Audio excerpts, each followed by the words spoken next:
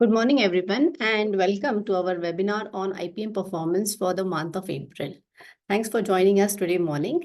In our webinar today, the initial topic that we will be covering is more on the new launches because there are a lot of new launches which happen in the market. And there are definitely certain launches which really need to be looked into. We call them the high-powered new launches. So we will be discussing about some of the high-powered launches that the Indian pharma market has been seeing in the last 2 to 3 years. And we'll also look at the reasons for their success. Then we will also be looking at the IPM therapy performance, the growth drivers, the top 40 corporates, top 40 brands, and the key takeaways. So coming to the high-powered new launches. IPM sees a lot of action in terms of new introductions every year. A select set of brands, however, turn out to be outliers. They are the ones who definitely manage to have a significant turnover, something which majority of the players don't manage to have. Our discussion today is centered around a few such brands. I may not have been able to cover all the brands or all the therapy areas, but then we have just done a study of how things have happened, how things have progressed, and we have taken a few examples for the same. So the discussion points include the trend of new launches in the Indian pharma market. And when we are doing the analysis, why do we call certain brands as high-powered new launches? We have taken certain parameters for considering or calling them high-powered new launches. So we have taken brands which cross rupees 10 crore turnover in the MAT period of launch. It is not within the year of launch, it is the MAT period. So it is possible that if I'm looking at MAT April data, the brand may have launched in the month of Jan of that year. But then in the consecutive months, we also see a good multiplier effect over the years. And we also look at the market share of that brand within the molecule. And we have looked at the market share on the MAT April data. We have taken a few examples of selected high-powered new launches. As I said earlier, there may be more such examples, but given the time limits, I may not be in a position to cover all of them. And summary.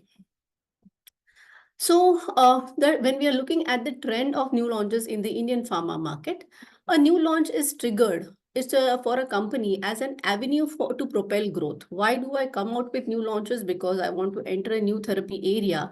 I want to take advantage of some opportunity that has come in and that is supposed to trigger my growth in the Indian pharma market or is help me in establishing myself in that particular therapy area.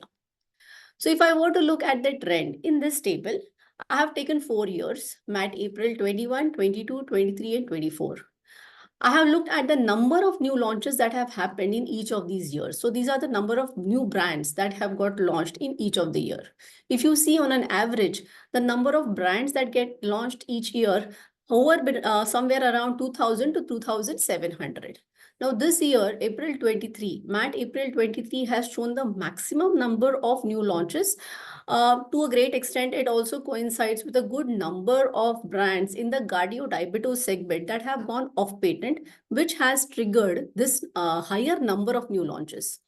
There's another period which has also shown a relatively higher number of new launches. So is the MAT April 21 period. I can assign this to the COVID opportunity where many of the players entered into the molecules that had high demand in the COVID times.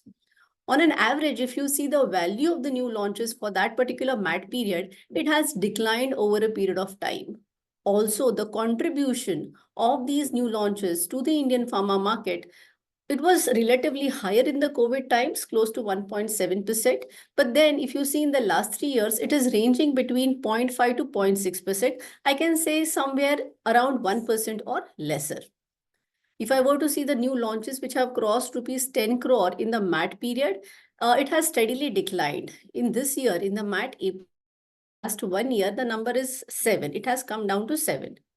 Now, what is the triggers for which this may be happening? One is the COVID opportunity and the COVID opportunity. So the COVID opportunity was relatively higher in this period.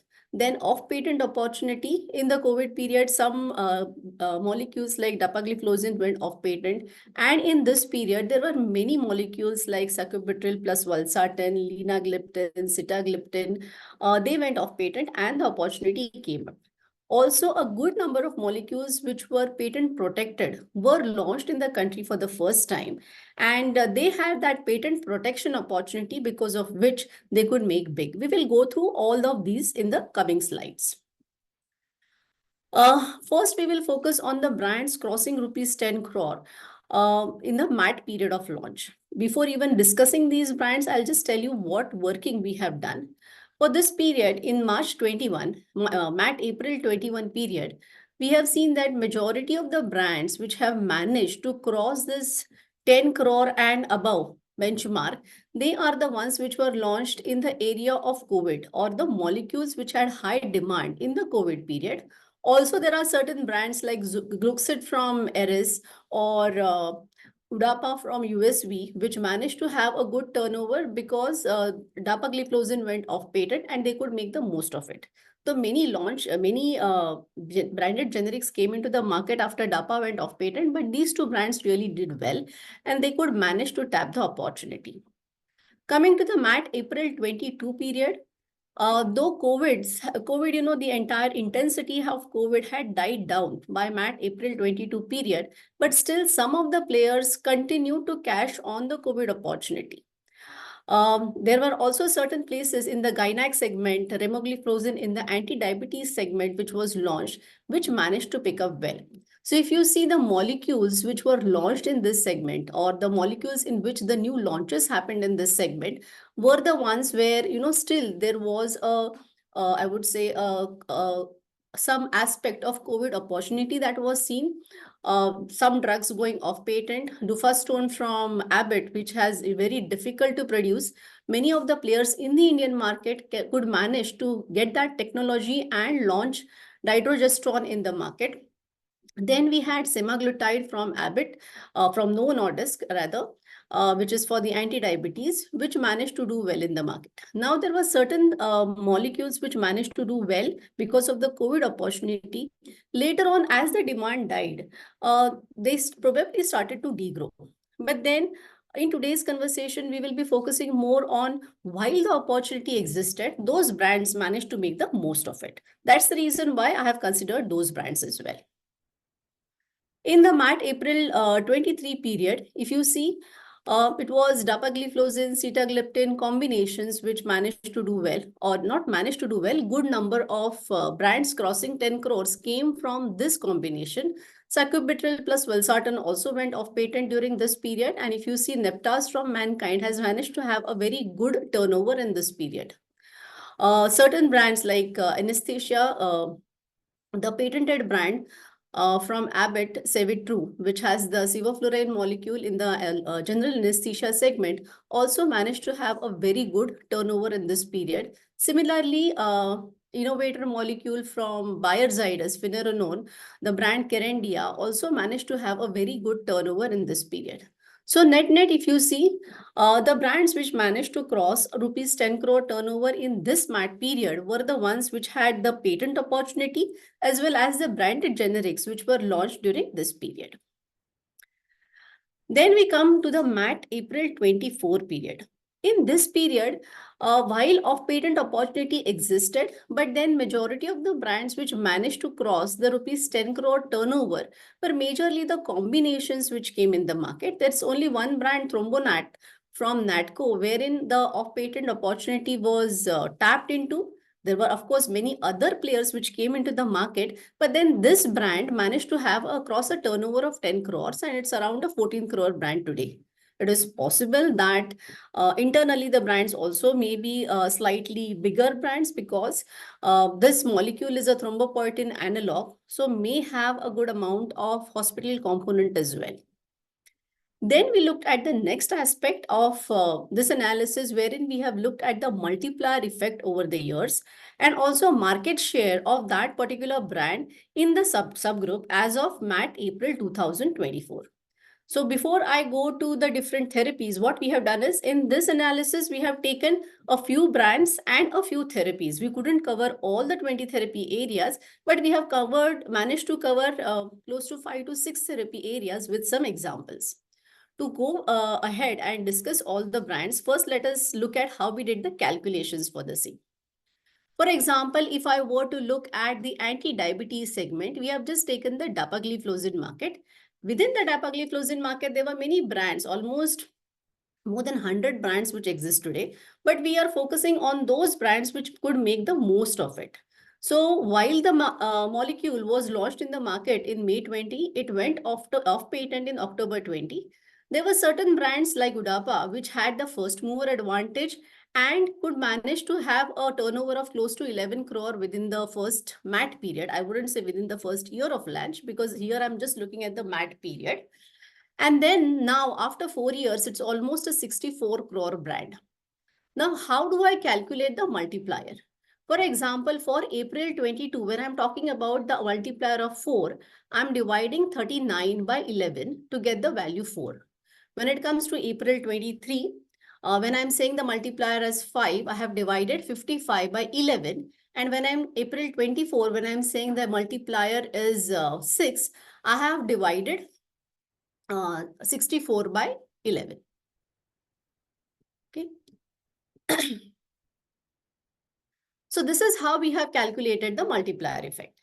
Now, when I'm looking at, which are the brands which are managed to have a good multiplier effect.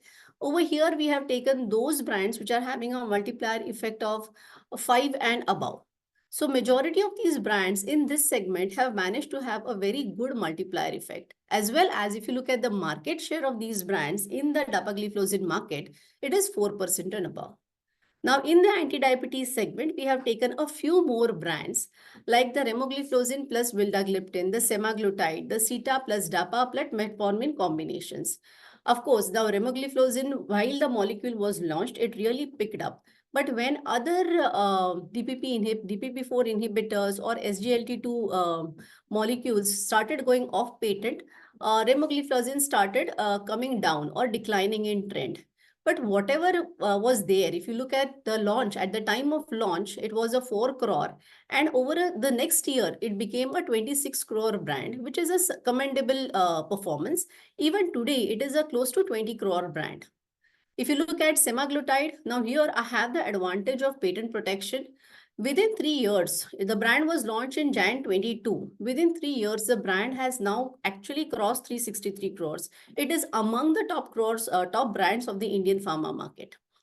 Also, if I were to look at the after DAPA went off patent, many of the companies started experimenting with different combinations. The CETA plus DAPA plus metformin combination, the 4 brands from Sun, USV, and Eris Life Sciences, if you look at them, they have already crossed 20 crores now.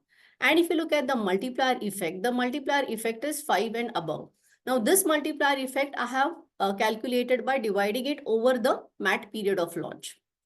If I were to look at market share of all of these brands, they have got a significant market share in the subgroup in which they are present. And that's the reason why we call them the high-powered launches. Coming to the cardiac segment, we have the patent protected vericiguat, which is used in the chronic heart failure. This brand today, it's around 43 crores or a multiplier effect of 6. Sacubitril plus valsartan, the patent loss opportunity, well tapped by Lupin and Entas, having a very good market share of 6% and 5% respectively. Similarly, we have 2 more molecules and 2 more brands from Sun Pharma, which have a multiplier effect of 9 and 12 and have got a strong market share within their subgroups. If I were to look at the next segment, which is the respiratory segment, in the respiratory segment, we don't see a lot of off-patent opportunity or a lot of, patent protected molecule or molecular combination opportunity. But definitely here, the strength in the specialty played a significant role. So if you look at the respiratory segment, we have Zydus, Cipla, Lupin, Macleods, who have got certain strength in that particular specialty segment, because of which the brands could manage to have a significant multiplier effect. As well as if you look at their turnover today, most of them have a turnover of 20 crore plus and also have got a strong market share in the subgroup in which they are present.